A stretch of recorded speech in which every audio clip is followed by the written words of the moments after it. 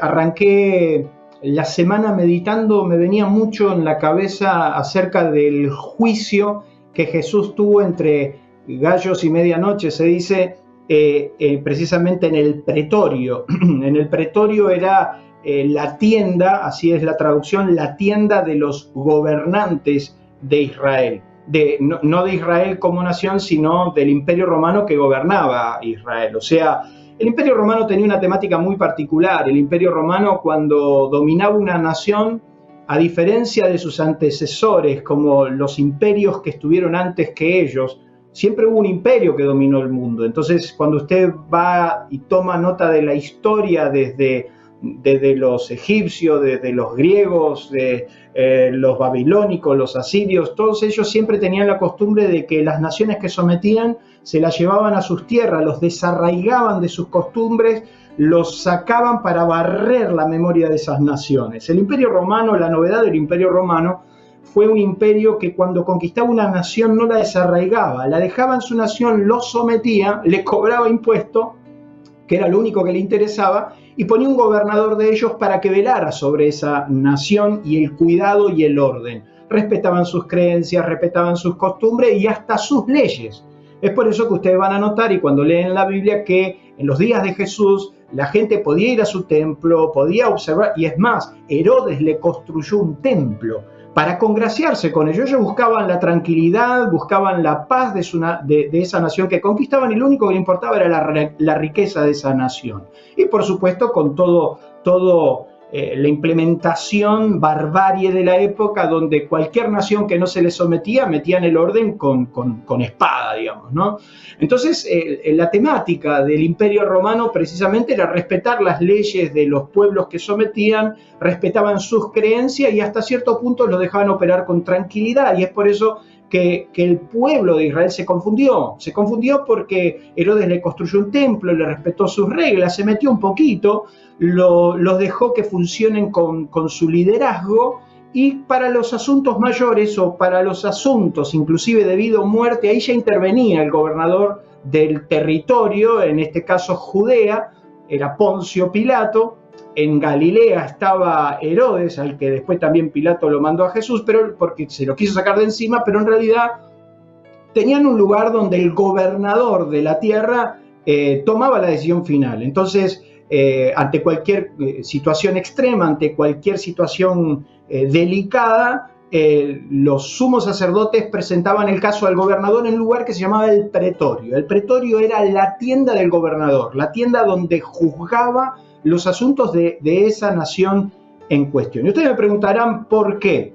El mensaje que hoy les quiero compartir tiene que ver y mucho con eso. Quiero que ustedes reserven esa enseñanza, porque no escapa a muchos de la verdad que nosotros podemos estar viviendo y de cómo de alguna manera nuestras libertades empiezan a ser restringidas, y de alguna manera sin darnos cuenta, porque nos permiten básicamente nuestras leyes, pero siempre está el poder de turno que domina y somete y nos va a dejar llegar hasta ahí. El mensaje que hoy les quiero hablar en esta tarde es acerca de lo que es ser custodios de la verdad de Dios. Custodios de la verdad de Dios. En definitiva, la iglesia es llamada a eso. Y es por eso que muchas veces nosotros hablamos acerca de la verdadera función de la iglesia, porque a veces estamos un poquito confundidos y porque a veces nos equivocamos de camino y porque pensamos que la iglesia es de determinada forma o tiene que operar de determinada manera, y muchas veces nos equivocamos porque confundimos a la iglesia con una ONG o un grupo de autoayuda. ¿Se acuerdan el famoso vení que te escucho, yo te ayudo y todo eso? Y en realidad la iglesia de Cristo es mucho más que esa, y a pesar de que como todo círculo humano también tiene algo de eso, no es toda la verdad. Para eso permítanme viajar un poquito a los escritos de Pablo, cuando Pablo le va a escribir a Timoteo. Timoteo representaba el recambio de la iglesia posapostólica. Era la segunda generación de los líderes que se levantaban para seguir con la verdad de Cristo, el Evangelio de Jesucristo. Se lo compartí hace unos tiempos atrás a los jóvenes y les hablaba eso, de que Timoteo, Tito, representaban el recambio del liderazgo, aquellos que estaban tomando la antorcha para seguir adelante con el Evangelio de Jesucristo. Jesús se levantó y planteó un nuevo reino, planteó sus verdades, planteó su reino, y cuando se fue le pasó la antorcha a sus discípulos para que continúen con esa tarea, para que continúen con el anuncio del Evangelio. La Iglesia de Cristo está llamada para publicar las verdades del reino de Dios, está para enseñar los principios del reino. Y es así como los apóstoles, de Pedro a la cabeza, y todos los que fueron testigos directos de la obra de Cristo, se levantaron con la verdad de Dios sobre la tierra y convulsionaron el mundo existente, de hecho que convulsionaron al mismo imperio romano. Hasta la misma historia. El mismo historiador Josefo dice que el imperio romano fue destruido por aquella secta llamada los cristianos. Es indiscutible que la Iglesia de Cristo se levantó con una antorcha, con un fuego de Dios tan fuerte que socavó, derrumbó hasta el imperio que dominaba la historia de aquella época. Timoteo era el recambio, apenas 67 años después de Cristo. O sea, muy posiblemente, Timoteo no conoció a Jesús en vivo y en directo, no lo vio obrar. De hecho, que Timoteo se transforma en el pastor de la iglesia de Éfeso, donde no era la tierra de Palestina. Pero allí llegó el Evangelio y por instrucción de Pablo es Timoteo el que de alguna manera tiene que recibir la instrucción directa de ese liderazgo que se va y tiene que tomar la antorcha, él y Tito y algunos más y muchos de los que conocimos, para seguir el Evangelio y para que hoy llegue a nuestros días y para que hoy disfrutemos también de la palabra. Pablo le da instrucción acerca de cómo debía ser la iglesia, de cómo tenía que ser inclusive moralmente sus líderes, le da instrucción acerca de los diáconos, de los obispos, le dice de qué manera tenía que estar hasta su estructura familiar como para transformarse en los verdaderos ejemplos a seguir. Es entonces que Pablo tiene que tomar los conceptos básicos que Pablo le escribe acerca de cómo debía continuar y le aclara que más allá de que en todo grupo humano se pueda transformar y hacer muchas cosas a la práctica, le dice Pablo acerca de lo que es en sí la iglesia de Jesús. En la primera carta del apóstol San Pablo a Timoteo, en el capítulo 3, en el versículo 14 le dice: esto te escribo. Versículo 14, esto te escribo. Si estás en tu casa con la Biblia abierta y si estás con un apuntador, que yo siempre te recomiendo que lo hagas, te quiero dejar de tarea para toda esta semana para que leas con anterioridad qué era lo que Pablo dice, esto te escribo. O sea, le había escrito algo, le había dado una recomendación. Y le dice Pablo en el versículo 14 del capítulo 3, esto te escribo aunque tengo la esperanza de ir pronto a verte, para que si tardo sepas cómo debes conducirte en la casa de Dios, que es la iglesia de Cristo. Pare, míreme. Pablo le está diciendo, todo esto yo te escribí, todas estas instrucciones, para que sepas con certeza cómo vas a tener que manejarte aunque yo no esté. Y yo te quiero explicar cómo debes conducirte en la casa de Dios, que es la iglesia de Cristo. Y Pablo va a definir unas palabras que me gustaría que tomes nota, porque Pablo cuando dice, para que sepas cómo conducirte en la casa de Dios, que es la iglesia de Cristo, la cual es la iglesia del Dios viviente, columna y baluarte de la verdad. Pablo le está diciendo que la iglesia de Cristo, la iglesia del Dios viviente, usted y yo, todos nosotros, todo aquel que invoque el nombre de Cristo, la iglesia de Cristo es la columna y el baluarte de la verdad. La Nueva Traducción Viviente dice, la columna y el fundamento de la verdad. Dios habla hoy, dice, la que sostiene y defiende la verdad de Dios. La Biblia Latinoamericana, versión 95, para que vea que esto no es una ocurrencia mía, se la estoy traduciendo en todos los términos bíblicos para darle el fundamento apropiado, porque todos dicen lo mismo. La Biblia latinoamericana 95 dice que la iglesia del Dios viviente es el pilar y la base de la verdad. Y la Biblia de las Américas dice que es la columna y el sostén de la verdad. Quiere decir, mi querido amigo, que la iglesia es la columna, el baluarte, el sostén, el que defiende, la que defiende la verdad de Dios. Si la iglesia no podría defender la verdad de Dios, no se podría llamar iglesia.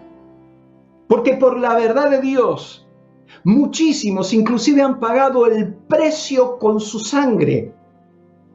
La verdad de Dios tuvo un alto costo.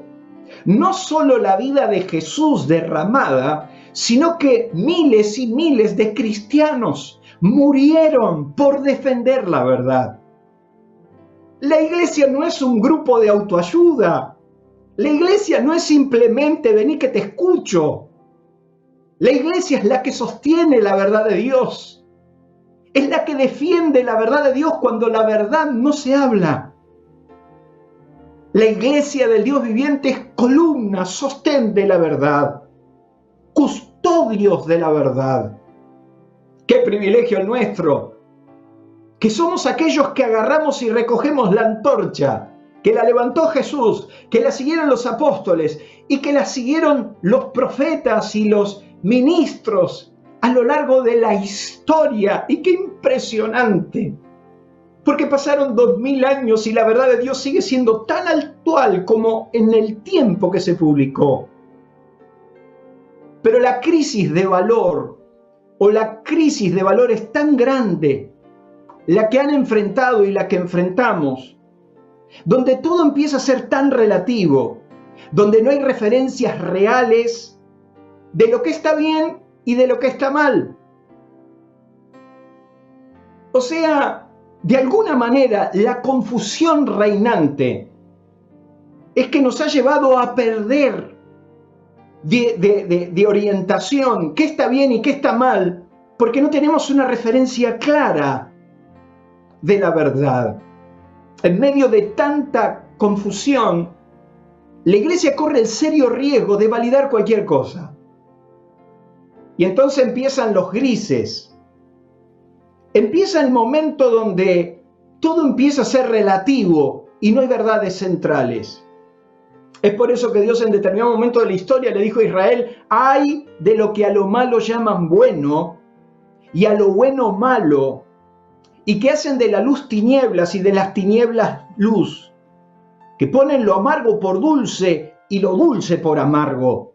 ¡Qué confusión tan impresionante y qué riesgo tan enorme podemos cometer todos de irnos a los extremos!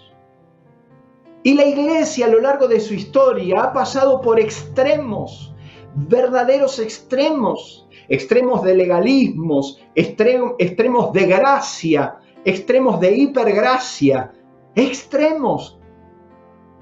En mi época, y por eso hice toda esta introducción, en mi época o en la época de mi niñez, ¿por qué mi mamá lloraba tanto y sufría tanto por la barba de Carlos? Porque en mi época la barba en la iglesia donde nosotros asistíamos era pecado. Alguien que me dé una sana explicación al respecto, nadie me la podía dar. Y entonces cuando mi hermano se dejaba la barba, mi mamá sufría porque los líderes de aquella época nos trataban como la familia de los pecadores. O sea, mamá, con cariño que me estás viendo, mira qué linda me queda la barba. ¡Pobre Carlos! ¡Pobre mamá! Que la hacían sentir como la más vil pecadora. Por los extremos. Extremos de un lado y extremos del otro. La iglesia perdió la noción y va deambulando entre los extremos sin darse cuenta que la iglesia no es la discusión de una barba o la discusión de una costumbre o de una cultura.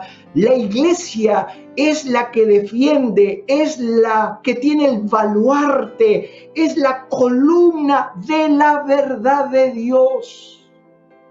Y de eso se trata este mensaje. Espero poder terminarlo. ¿Es esto así?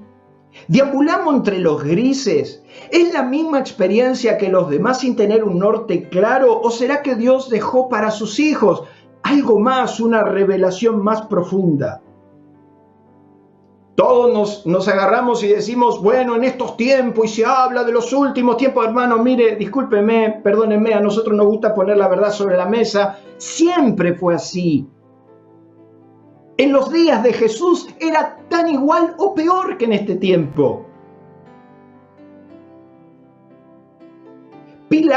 Poncio Pilato, los llaman y le dicen reunión urgente, hay revuelo en el pueblo judío, hay que tomar una verdad. Y entonces dice que los sacerdotes de turno le tiran a Jesús dentro del pretorio y dice que ellos no entran porque se contaminaban y estaban en víspera de la Pascua. Es impresionante. Mire, cuando usted se pone a ver esas cosas, esos detalles en la Biblia, mire qué ilógica.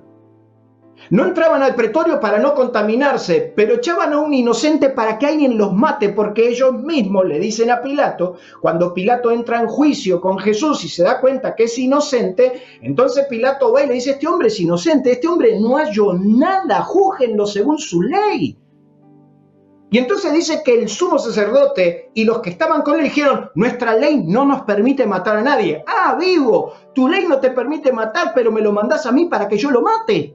Fíjese lo incoherente de la religión, lo incoherente del sectarismo, lo incoherente sin tener un patrón, sin tener una verdad central, sino los extremos. Entonces dice que Pilato lo agarró a Jesús, lo paró frente de él y le dijo, ¿soy yo judío? Como diciéndole, Jesús, a ver, escuchame una cosa, yo no soy judío, tu nación y los principales sacerdotes te han entregado a mí. ¿Qué hiciste? ¿Qué hiciste? Era lógica la pregunta de un gobernador. A ver, los sacerdotes que están allá arriba, tu pueblo te entregó para que yo te mande a matar. Pero yo quiero saber qué hiciste, pues yo no soy judío, no entiendo nada de las leyes de los judíos y si las entiendo no me interesan. Ahora decime vos qué hiciste. Entonces dice que Jesús no le respondía palabra. Entonces Pilato le vuelve a repetir, ¿eres tú rey de los judíos? Y respondió Jesús, dice, tú lo dices, yo soy el rey. Yo para esto he venido al mundo, para dar testimonio a la verdad. Oiga, esto es impresionante. Jesús menciona la palabra de la verdad y eso impacta a Pilato porque Jesús le está diciendo a Pilato, mira, mi reino no es de este mundo, sino que mi reino es de otro mundo y yo vengo a dar testimonio a la verdad. Todo aquel que está en la verdad oye mi voz. Y entonces le dijo Pilato, ¿qué es la verdad? ¿Qué? Y a mí me gustaría que esta pregunta usted la note, porque es Pilato el que le dice, ¿qué es la verdad? Si adelante de este patio tengo gente que habla de una verdad que por cierto dice, no matarás, y me están pidiendo a mí que yo haga el trabajo sucio, ¿qué es la verdad? Entonces le vuelve a preguntar a los judíos, sale Pilato consternado y dice, yo no encuentro nada en este hombre, y entonces dice que el sumo sacerdote y todos los que estaban ahí le dijeron, crucifícanle, crucifícanle. La consternación de Pilato era lógica, porque encontró la contradicción más fuerte de la verdad. ¿Qué verdad? ¿Qué es la verdad? Si la verdad que estos hombres plantean ahí afuera, ni siquiera ellos la están respetando. Entonces ahí te das cuenta cuando el mundo se queda desorientado porque ni siquiera en los referentes de la verdad está clara.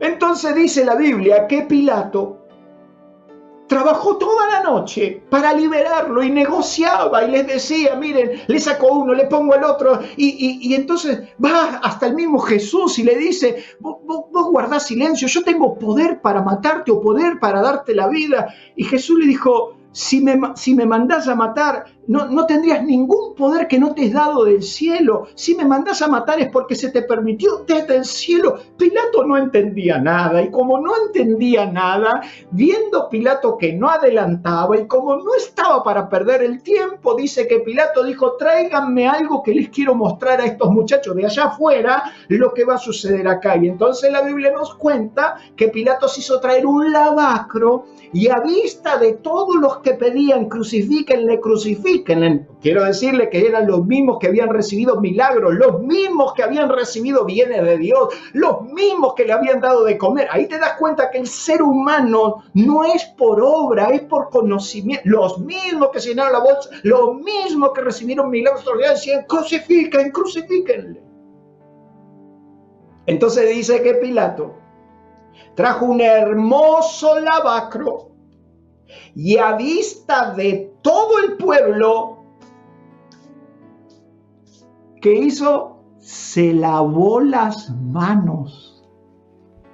Y de ahí el dicho, se lavó las manos como Pilato.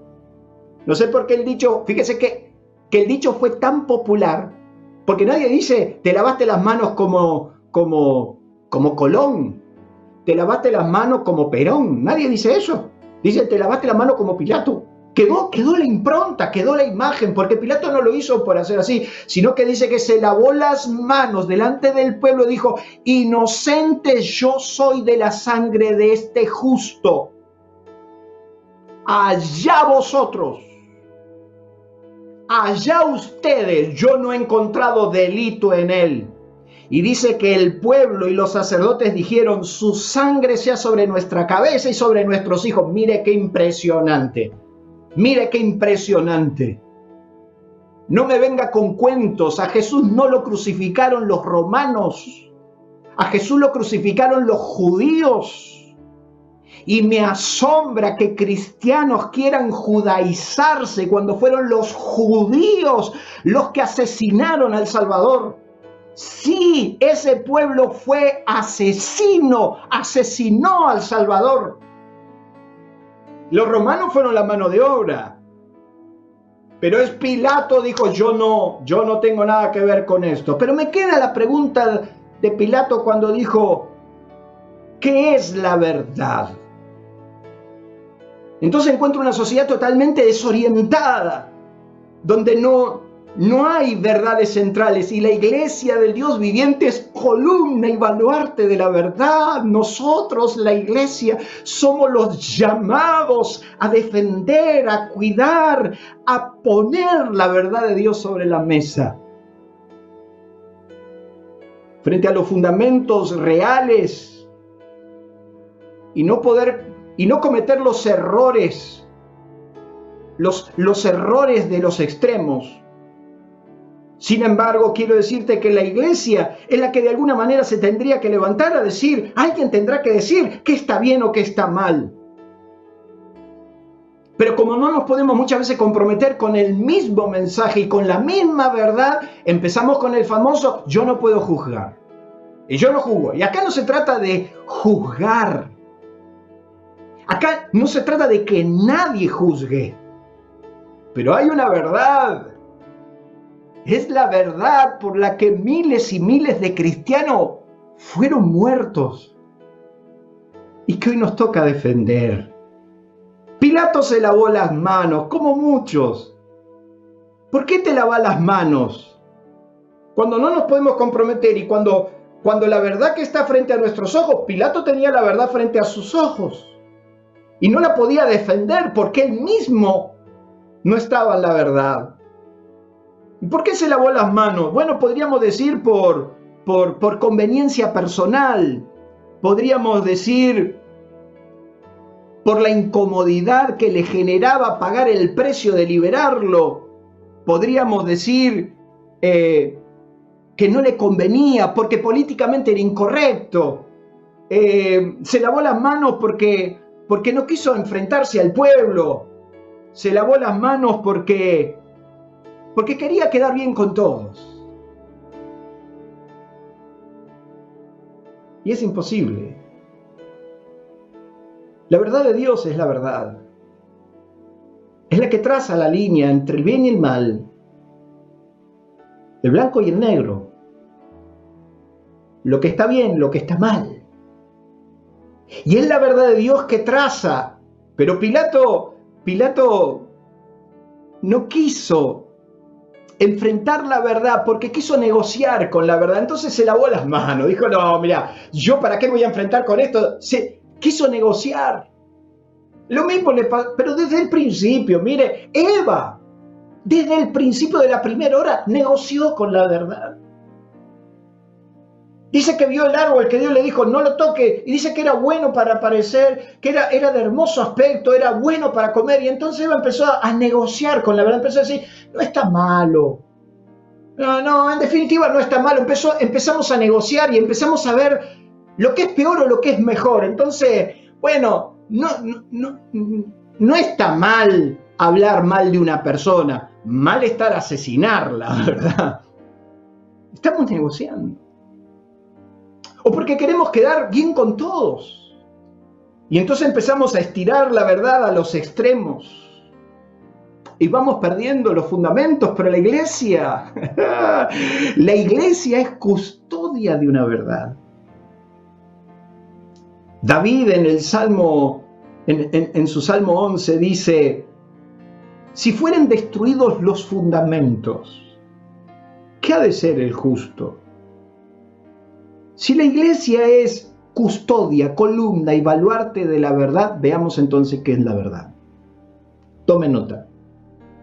Cuando Pilato le dice a Jesús qué es la verdad, utiliza un término en griego que es aletheia, literal. Cuando Pilato le dice a Jesús qué es la verdad, utiliza este término, aletheia, que literalmente significa indisimulada y connota la sinceridad además de la objetividad y realidad. ¿Qué está queriendo decir? Que la verdad es indisimulada, no se puede disimular. La verdad contrasta con la mentira, es indisimulada. La seguridad es objetiva y real. Dicen los diccionarios que es la conformidad entre lo que se espera y aquello que es objeto de comunicación. O sea, a través de las escrituras aparece que Dios plantea la verdad divina, que está por encima de las opiniones de los hombres, por más prudentes, por más decorosos y por más piadosos que sean. Quiere decir que la verdad de Dios está por encima de cualquier gusto personal. Es el patrón que nos debe guiar. Porque si no empezamos a negociar y empezamos a relativizar y empezamos a entrar en este enorme pensamiento global donde somos todos iguales, Dios nos ama a todos igual. ¿Y quién dijo que no? Si esa es una verdad innegable. ¿Quién dijo que no?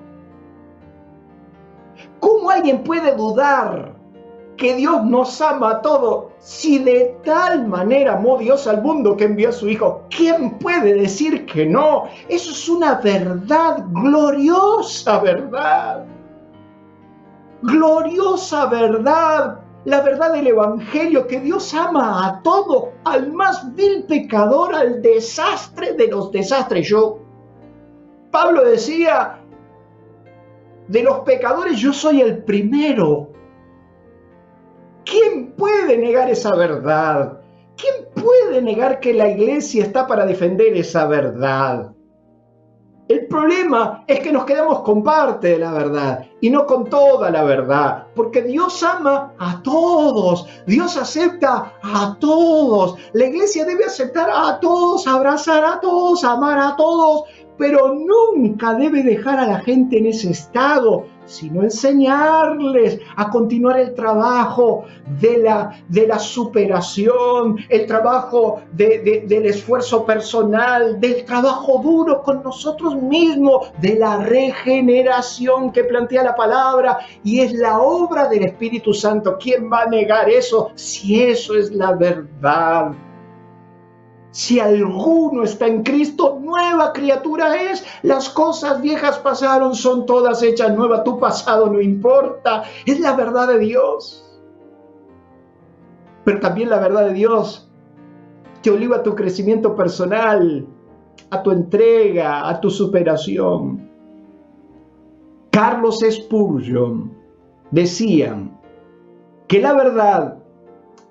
Carlos Spurgeon, para aquellos que no conocen, es uno de los predicadores más referenciales de la historia de la iglesia de antaño. Y él decía que la verdad implican ni más ni menos lo que se encuentra entre la tapa y la contratapa de la Biblia. Podrá decirse que son los consejos del cielo revelados a la tierra, la mente y los pensamientos de Dios dados a conocer a los hombres cuya finalidad es guiarlos a Cristo. Quiere decir que la verdad de Dios es de tapa a tapa. Y a veces por ignorancia, yo quiero pensar, muchas veces por gran ignorancia y muchas veces por falta de criterio, por no conocer la verdad de Dios, entramos en las enormes excepciones. Y por eso usted va a encontrar gente que siempre predica lo mismo, que no recorre la Biblia. Yo le contaba a los alumnos de la clase bíblica que cada 2 o 3 años, yo tengo que cambiar mi Biblia central. ¿Por qué? Porque normalmente yo utilizo varias Biblias, pero la Biblia que utilizo para enseñar o para predicar es una Biblia donde solo marco y señalo los textos que cito. Entonces, cuando la Biblia está toda amarilla y toda marcada, es porque ya prediqué toda la Biblia. Desde que se inició Aliento, yo cambié ya 4 Biblias. Quiere decir que en 17 años, yo llevo una estadística seria al respecto. Desde hace 17 años, yo le puedo decir de más, yo llevo una estadística de mensaje, de personaje, yo sé qué prediqué, cuando prediqué, de quién hablé. Yo te puedo decir que prediqué hace 3, 4, 5, 7 años, hace 2, le puedo decir exactamente, usted dígame, pastor, ¿qué predicó tal fecha? Y yo le puedo decir exactamente el mensaje que prediqué, los personajes que cité. Si en 17 años ya cambié 4 Biblias de las que uso para predicar, las cambié, las termino de marcar y todo, y el año pasado fue una bendición compartir y regalar 2 de mis Biblias escritas, marcadas con mis anotaciones. El día que se va mi Biblia siento un gran vacío porque me faltan mis anotaciones, a empezar de nuevo. Pero eso me da la certeza de que en 17 años ya prediqué 4 veces la Biblia completa. La verdad de Dios es de tapa a tapa en un criterio que jamás se contradice. ¿Por qué Carlos decía esto y todos decimos eso? La finalidad de la verdad es llevar al hombre a Cristo. No sacarlo de Cristo. ¿Por qué? Porque Jesús le dijo a la gente, yo soy el camino, yo soy la verdad y yo soy la vida y nadie vendrá al Padre si no es por mí. Yo soy la verdad. Aleluya. La verdad de Dios siempre te llevará a Cristo, nunca que te sacará de Cristo. Pero en un pensamiento integral, porque a veces tomamos lo que nos conviene, solo tomamos al Cristo de la misericordia, al Cristo del amor, no tomamos al Cristo que dice, el que me ama, mi palabra guardará. Toda la palabra, no una parte, toda la palabra, y de eso te quiero hablar, solo deme 5 o 10 minutos más. La verdad de Dios es la que te lleva a Cristo porque Él es la verdad. A mí no me importa que en esta pandemia nos digan que la vamos a pasar mal. La verdad de Dios no dice eso. La verdad de Dios dice que Él está con nosotros hasta el fin. Y la iglesia es llamada a defender esa verdad. No te quedes solamente con el concepto religioso, no, la verdad de Dios. Y la iglesia es la columna, el baluarte, la defensora de la verdad. Es mentira que nos vamos a fundir todo, es mentira que pasaremos hambre, es mentira, la Biblia no dice eso, la verdad de Dios está por encima de la verdad de los hombres supuesta, la verdad de Dios sigue diciendo que Dios cuida de los pájaros, cuidará de vos, la verdad de Dios dice que tu vestido no se envejecerá, la verdad de Dios dice que ni plaga tocará tu morada, la verdad de Dios, yo le decía ayer a Arturo ahí en el nombre de Jesús, David está sano y declaramos la verdad de Dios. No es que no nos vamos a morir, no es que no nos vamos a enfermar. Lo que yo declaro es la verdad que dice que en el mundo tendremos aflicciones. Jesús es la verdad. En el mundo tendrán aflicciones, pero confíen, yo vencí al mundo. Es la verdad de Dios, mi hermano. Es la verdad de Dios la que tenés que defender. Es la verdad de Dios que cuando todos te dicen vas a pasar hambre, la vas a pasar mal, te fundiste, no vas a salir para adelante. No, Jesús está en mi barca y Él me dijo que pasaremos al otro lado. Esa es la verdad de Dios. La verdad de Dios es que dice que no vas a caer. La verdad de Dios es que Él te sostiene con su mano. ¡Aleluya! Yo defiendo la verdad de Dios, frente a la mentira del diablo. ¿Cuáles son las 3 mentiras del diablo? No puedes, no tienes, no sabes. La mentira del diablo con Jesús. Si sos hijo de Dios, ¿por qué? ¿Por qué no le decís a estas piedras que se conviertan en pan? ¿Cómo lo provocó? Por la provisión. No tenés, no ves que no tenés. No tenés, te vas a morir de hambre. A ver, si sos tan cristiano, ¿por qué no le pedís a las piedras que se conviertan en el pan? La verdad de Dios es, no solo de pan vivirá el hombre. Sí que tengo, porque el Dios suplirá todas mis necesidades. La mentira del diablo es, no tenés cómo hacerlo, no tenés, ves que te quedaste sin negocio, no tenés, sí tenemos, porque tenemos la mente de Cristo. Esa es la verdad de Dios. Y sí podemos. Esa es la verdad de Dios. No, porque no vas a poder. Sí que voy a poder. No, Argentina no va a poder. Sí que va a poder. Si defendemos la verdad de Dios. No hay países pobres. Hay gente sin principios que gobierna y maneja una nación rica como la nuestra y nos hace ver la desgracia que vivimos fruto de la corrupción. La verdad de Dios triunfa sobre la mentira. Pero la iglesia es baluarte, defensora de la verdad. ¿Qué verdad debemos custodiar, hermanos? Yo solamente le voy a dejar 3. Tengo miles. Tuve que hacer mire, hoy trabajé todo el día porque en realidad tengo tantos versículos, pero me voy a quedar con 3 verdades centrales que Jesús planteó. Y como Él es la verdad, no la podemos cuestionar, porque es Él, directo Él. En primer lugar, Marquitos, ayudamos.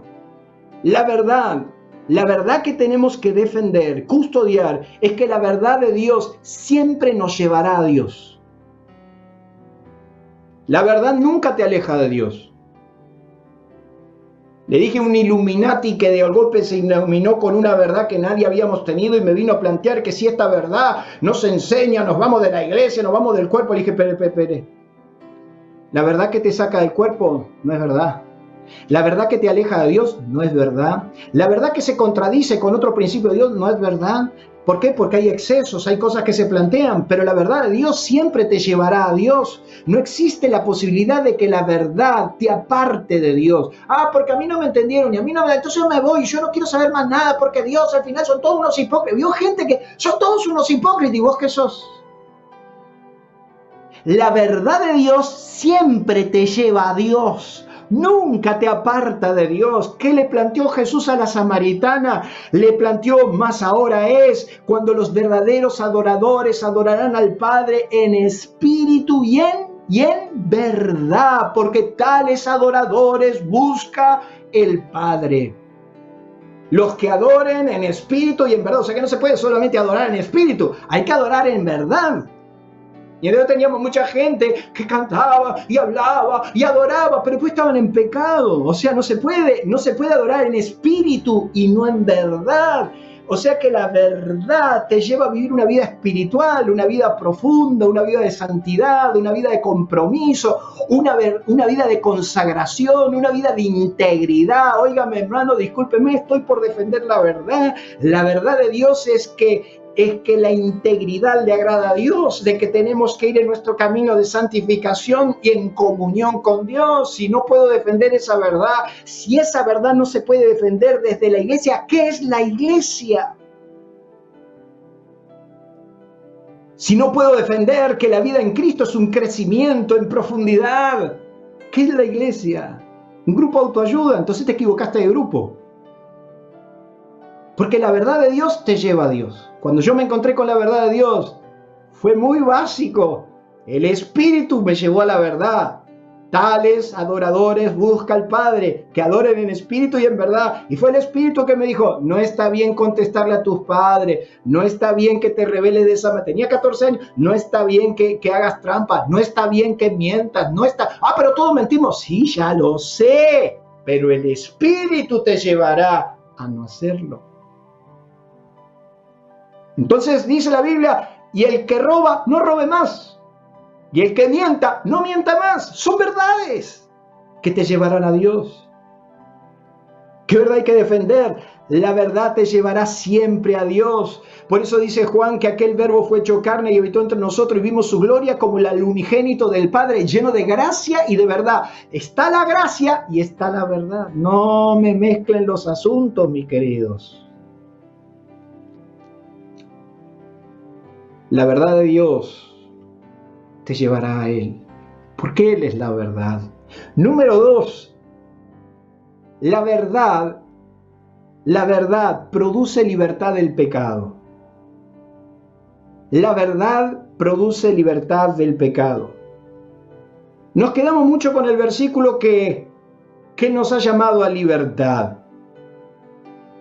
La verdad nos hará libres, entonces pensamos que simplemente con nuestra verdad es la que nos genera libertad. No es así. Lea bien el concepto, porque San Juan dice, si vosotros permanecéis en mi palabra, serán verdaderamente mis discípulos y conocerán la verdad y la verdad los hará libre. La verdad de Dios te va a hacer libre. ¿De qué nos va a hacer libre? Confundimos los términos, porque siga leyendo, estoy en San Juan 8, dice, de cierto os digo, que todo aquel que hace pecado, esclavo es del pecado, y el esclavo no queda en la casa para siempre. Así que si el Hijo os libertares, seréis verdaderamente libres. ¿Libres de qué? Libres del pecado. Cristo rompió las cadenas de la condenación del pecado. Y por eso, mi amigo, el hijo pródigo se sentó en la mesa del Padre cuando decidió salir del chiquero. En su mesa no se sentó nadie con el barro y el fango del chiquero. En su mesa se sentó aquel que tomó la decisión de salir de ese estado. La verdad te saca de ese estado. La verdad, pero oiga, a lo largo de mis 35 años he visto cómo la gente ha salido del peor de los chiqueros, ha salido de inmundicias, de estados terribles, lamentables, de depresión, de angustia, de soledad, verdaderas personas arruinadas por el alcohol, por todo lo que produce el pecado, y en Cristo fueron libres y nunca más volvieron por eso. La verdad que debemos custodiar también, y número 3, es la que siempre referencia a la misma palabra. La verdad no se contradice. La verdad nunca se contradice, de tapa a tapa. La verdad de Dios siempre recuerda las Escrituras. Es el equilibrio entre tapa y tapa.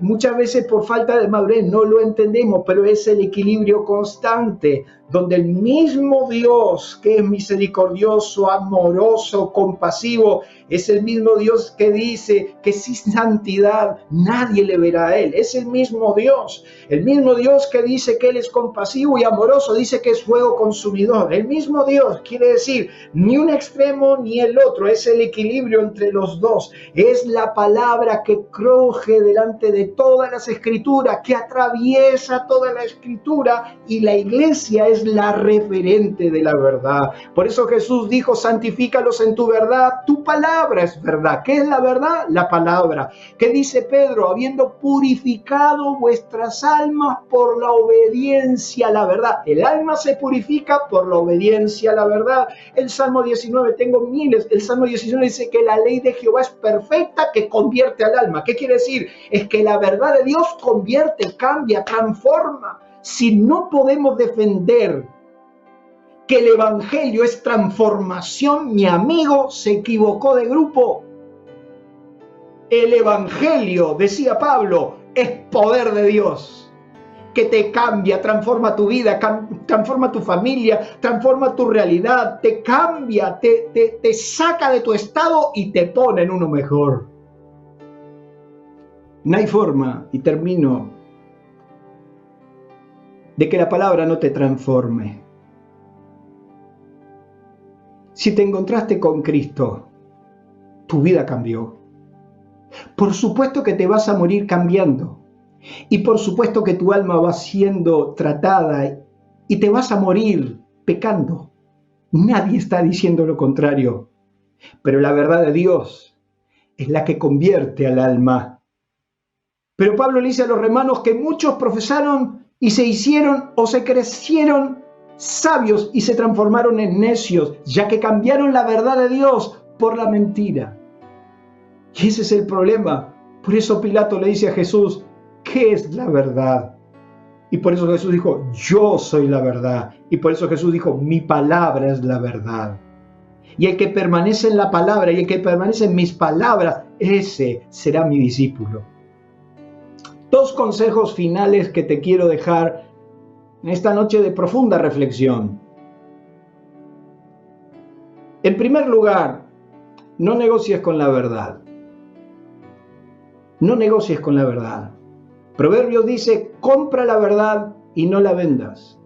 Compra la sabiduría y no la vendas. Compra la enseñanza y no la vendas. Compra la inteligencia y no la vendas. Si lograste abrazar la verdad, no negocies la verdad.